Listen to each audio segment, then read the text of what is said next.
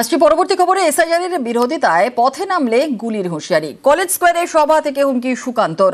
ভাঙচুর বিশৃঙ্খলা হলে কেন্দ্র সেনা নামাবে বলে হুমকি। গুলির হুমকি কেন্দ্রীয় শিক্ষা প্রতিমন্ত্রীর। গুলির হুঁশিয়ারিতে সুকান্তকে পাল্টা তোপ তৃণমূলের। বিজেপি রাষ্ট্র ব্যবস্থার অপব্যবহার করছে বলে তোপ কুণালের। সাধারণ মুসলিম ভাইদেরকে যারা আমাদেরকে ভোট দেন না তাদেরকেও বলছি, তৃণমূলের নেতাদের কথায় রাস্তায় নামবেন না।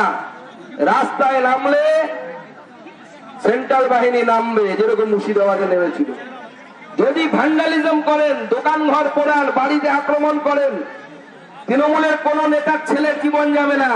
সেন্ট্রাল বাহিনী নামলে করে কিন্তু গুলি চলবে, আপনার বাড়ির লোকেটার গুলি লাগবে। তৃণমূলের নেতারা এসি ঘরে বসে থাকবে, তাদের কিন্তু গুলি লাগবে না। তাই তৃণমূলের ভাগে পা দেবেন না। উনি তো গুলি চলার ভয় দেখাচ্ছেন। শীতলকুচিতে তো তাই হয়েছে, গুলি করে মানুষ মেরেছে কেন্দ্রীয় বাহিনী।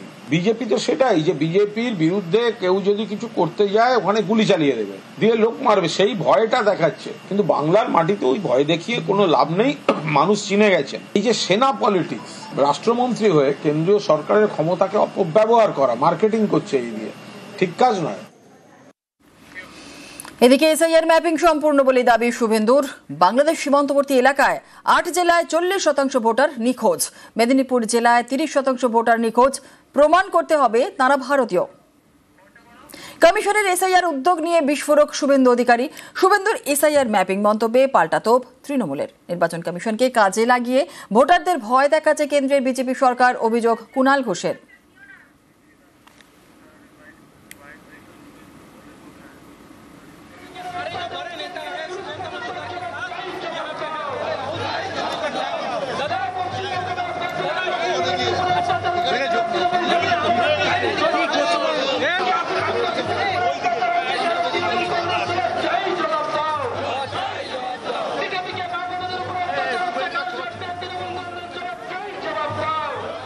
Mapping complete. 40%-এরও বেশি ভোটারকে খুঁজে পাওয়া যায়নি। 9টি বাংলাদেশ পার্শ্ববর্তী এতে, আর আমাদের জেলাগুলোতে 30% পাই। এদেরকে প্রমাণ করতে হবে ভারতীয়।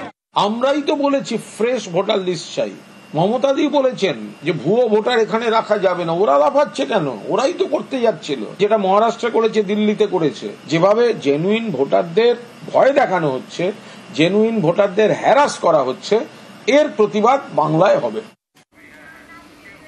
ভবানীপুর দখলের দাবি শুভেন্দু অধিকারীর। 20,000 ভোটে ভবানীপুরে জেতার দাবি বিরোধী দলনেতার।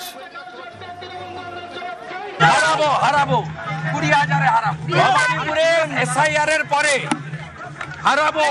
8টা ওয়ার্ডে 5টাতে বিজেপি লিড আছে। শুভেন্দুর ভবানীপুর মন্তব্যে পাল্টা খোঁচা কুণালের। চটকদারি মন্তব্য বলেই খোঁচা বিরোধী দলনেতাকে। শুভেন্দু অধিকারীর দাবি অবাস্তব বলেও তোপ। সব অবাস্তব কথাবার্তা। ভবানীপুরের দিকে কষ্ট করে যেন না তাকায়। মমতা বন্দ্যোপাধ্যায় চতুর্থবারের জন্য শুধু বিধায়ক হবেন না, মুখ্যমন্ত্রীও হবেন। ফলে এগুলো উনি চটকদারি কথা বলেন। 20 সালে বলতেন 21 সালে আমরা ক্ষমতায় আসবো। 21 সালে হেরে যাওয়ার পর বললেন 23 সালে পঞ্চায়েত জিতবো।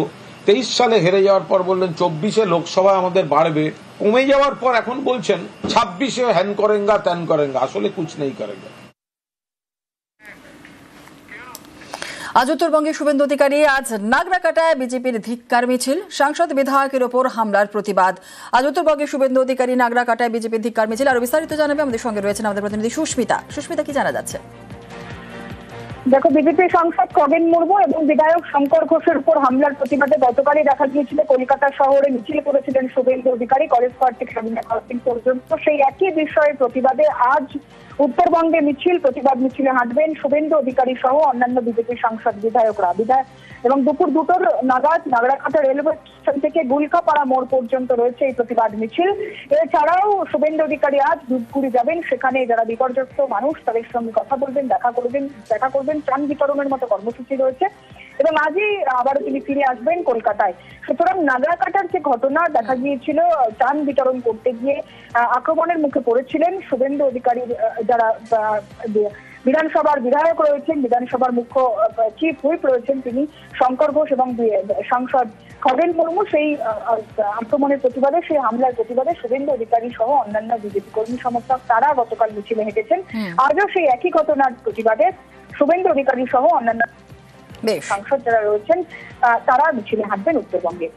ধন্যবাদ।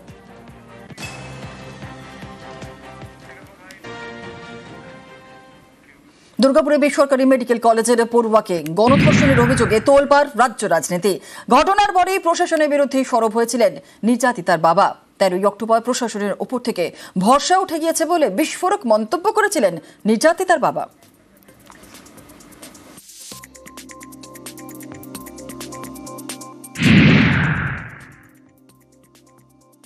बंगाल सरकार से कोई हेल्प मिला है? नहीं कुछ नहीं हेल्प मिला। Nobody can help me. हमको हेल्प नहीं चाहिए, हमको न्याय चाहिए बस। हमको पैसा भी नहीं चाहिए कि कुछ भी नहीं चाहिए, मदद कुछ नहीं चाहिए।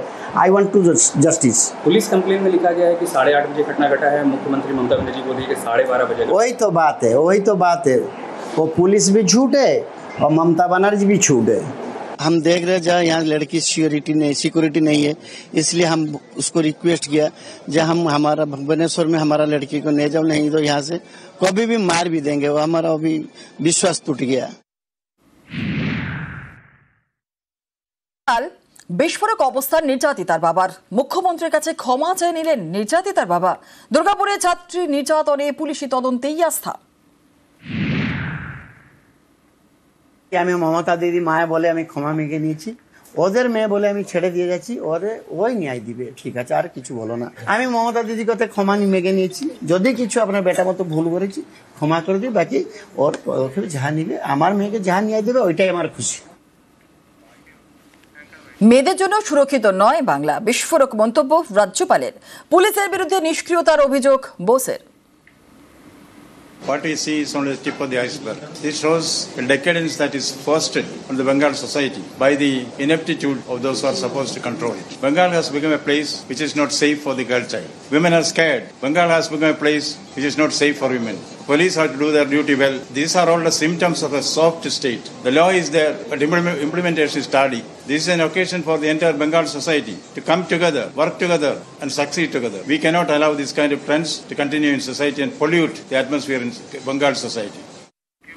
দুর্গাপুরের নির্যাতিতা ওড়িশা ছাত্রীর বাবা বাংলার পুলিশ প্রশাসনের ওপর ভরসা রেখেছেন। প্রতিক্রিয়া তৃণমূলের। পুলিশ আছে কিন্তু শাসন নেই, এটা যারা বলছেন তাদের এই প্রোপাগান্ডায় জল ঢেলে দিয়েছেন খোদ ওড়িশার ওই ছাত্রীর বাবা নিজে। তিনি বলেছেন মমতা বন্দ্যোপাধ্যায়ের কাছে আমি ভুল স্বীকার করছি, এবং ওড়িশা গভর্নমেন্টের অফিসিয়ালরা এর আগেই এসে বলেছিলেন যে পশ্চিমবঙ্গ পুলিশের স্ট্যান্ডার্ড অপারেটিং প্রোটোকল নিয়ে তারা অত্যন্ত সন্তুষ্ট। পুলিশ 24 ঘন্টার মধ্যে 3 জনকে গ্রেপ্তার করেছিল, 48 ঘন্টার মধ্যে all 5 have been arrested, accused have been arrested. তারপরে তার বন্ধুকেও গ্রেপ্তার করা হয়েছে। অর্থাৎ পুলিশ একেবারে আইন মেনে রুলবুক মেনে কাজ করেছে। এটা বিজেপি শাসিত রাজ্য নয়, এখানে অপরাধ করলে অপরাধীর জায়গা হবে জেলের পেছনে। রাজ্যপাল হাজার পলিটিক্স করলেও সেই ধারণা বদলাবে না।